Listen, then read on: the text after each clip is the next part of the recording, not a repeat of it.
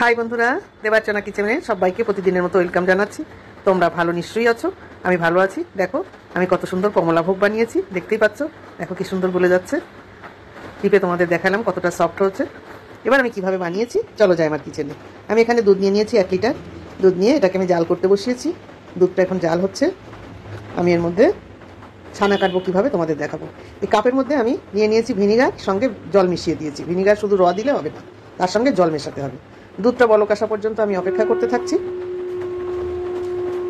যতক্ষণ না দুধ বলক আসে ততক্ষণ আমাকে অপেক্ষা করতে হবে। দেখো দুধ আমার বলক এসে গেছে, দেখতেই পাচ্ছ। এবার আমি ওই ভিনিগার আর জল মেশানো যেটা ছিল কাপের মধ্যে, ওটাকে আস্তে আস্তে করে আমি ঢেলে দিয়েছি। এখন গ্যাসটা আমি নিভিয়েও দিয়েছি, আর আমার গ্যাসের প্রয়োজন হবে না, তাহলে ছানাটা শক্ত হয়ে যাবে। দেখো সুন্দর করে ছানা কাটা হয়ে গেছে।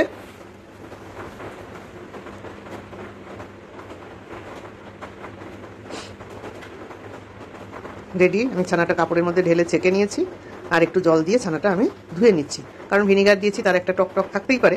এই জন্য ছানাটাকে ভালো করে আমি একটু ধুয়ে নিচ্ছি।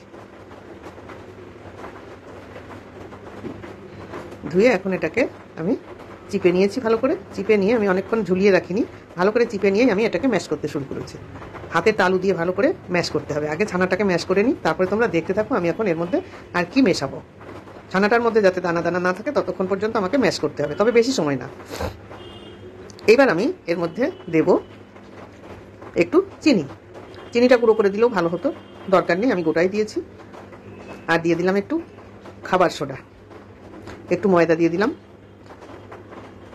আর এর মধ্যে দিলাম একটু গুঁড়ো দুধ। বেকিং পাউডার দিয়ে দেবো, ওই যেটা বেকিং পাউডার দিলাম ওটাই খাবার সোডা। সামান্য ফ্রুট কালার দিয়েছি, কারণ কমলা ভোগ আমি কমলা কালারের কালার এনেছি, ফ্রুট কালার, সেটা এখন এর সঙ্গে আমি দিয়ে দিলাম। পরিমাণ মতো এটা বুঝে দেবে তোমরা, যখন দেখবে কালার এসে গেছে, আর বেশি দেওয়ার দরকার নেই।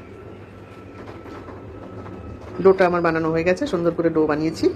এবার আমি লেচি কেটে নেব ভালো করে। এখন আমার লেচি কাটার পালা। দেখো আমার লেচি করে নিচ্ছি। এগুলো আমি এখন রসগোল্লার মতো শেপ দিয়ে নেব। শেপ দিয়ে নিচ্ছি রসগোল্লার মতন। দেখতে পাচ্ছ কত সুন্দর হচ্ছে।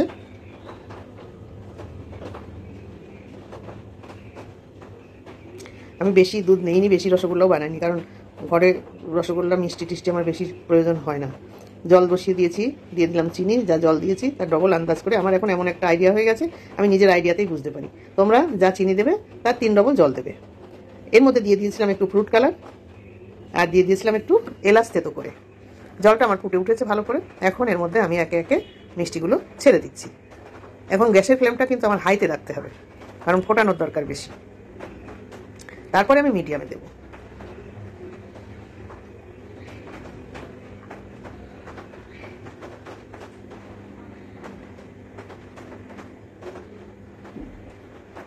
দেখো রসগোল্লার রসে কেমন গড়াগড়ি খাচ্ছে। বন্ধুরা আমার মতো করে তোমরা কমলা ভোগ এইভাবে বানিয়ে খেও, দেখো খুব সুন্দর লাগবে খেতে। আর দোকানের কিনে খাওয়ার থেকে ঘরে নিজের মতো করে বানিয়ে টাটকাটা খাওয়াই বেশি ভালো না? দোকানে কতদিনের রসগোল্লার মিষ্টির রসের মধ্যে দেয় তার ঠিক নেই। হ্যাঁ, কিন্তু ঘরে যখন আমরা বানিয়ে খাবো তখন একদম 1 নম্বর হয়ে যাবে। এটা আমার মনে হয় ঘরের জিনিসটাই বেশি বেটার। এই জন্য আমি তোমাদেরকে আজকে ঘরে বানিয়েই দেখাচ্ছি।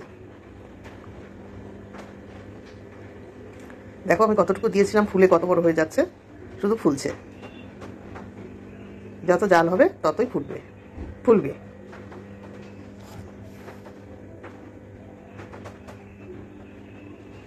এবারে আমি একটু ঢাকা দিয়ে দিলাম, ফুটিয়ে নিয়েছি ভালো করে।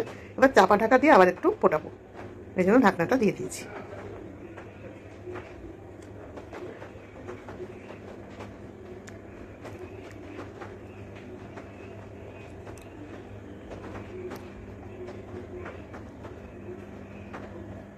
অন্তত মিনিট 15 আমি এভাবে জাল দিয়ে ঢাকনাটা, এখন দেখো আরও ফুলে গেছে। কত ফুলেছে দেখেছো বন্ধুরা? দেখো রসগোল্লাগুলো ফুলে একদম টপা টপা হয়ে গেছে। দেখতেও কিন্তু বেশ লাগছে। আমি আবার একটু ঢাকাটা দিয়ে দিলাম, কারণ আর একটু ফুলুক, আর একটু জাল হোক দেখি। দেখো যত ঢাকা দিচ্ছি ততই রসগোল্লা ফুলে টপা টপা হচ্ছে। এখন আমি বাটির মধ্যে একটু জল দিয়ে রসগোল্লাটা জলের মধ্যে ছেড়ে দেখলাম যদি কিনা ওটা ডুবে যায় তাহলে বুঝতে হবে রসগোল্লায় জাল হয়ে গেছে, কিন্তু আমার ডুবলো না, একটু ভেসে থাকলো, তাই জন্য বুঝলাম আরেকটু জাল হবে। তোমরা এইভাবে কিন্তু বুঝতে পারবে। বাটির মধ্যে জল নেবে, নিয়ে রসগোল্লা বাটির মধ্যে দেবে, যদি দেখো ভেসে আসে বুঝবে যে আরো জাল খাবে, আর যদি দেখো ডুবে গেছে বুঝবে যে জাল হয়ে গেছে। তা আমার একটু ভেসে রয়েছে, সামান্য, বেশি না, এই জন্য আমি আবার ঢাকা দিলাম, দিয়ে ওটাকে জাল করতে দিলাম। মিষ্টি বানানোর টেকনিকটা ঠিক না থাকলে না মিষ্টি ঠিকঠাক হবে না, কায়দাটা জানতে হবে যে কোনো রান্নাই। সিস্টেম যদি ঠিক না থাকে তাহলে সেই রান্না ভালো হবে না। তেল মশলা এক গাদা দিলাম, বা চিনি দিলাম, দুধ দিলাম, ছানা বানালাম, মিষ্টি ভালো হলো না। বন্ধুরা, প্রথম দিন কারোরই ভালো হবে না, করতে করতে তখন সব ভালো হবে। বলে না ঘষতে মাজতে পাথরও ক্ষয় হয়, কাজে একদিনে কেউ পারে না কিছু। আমারও কত নষ্ট হচ্ছে। হ্যাঁ, একটু একটু করে সবাই শিখে যাবে। তোমরা আমি যেভাবে করেছি তোমরা সেভাবে করো। এখন আমি এবার ঢাকনাটাকে আলগা করে দেবো। দেখো আরো কত ফুলেছে, দেখতেই পাচ্ছ।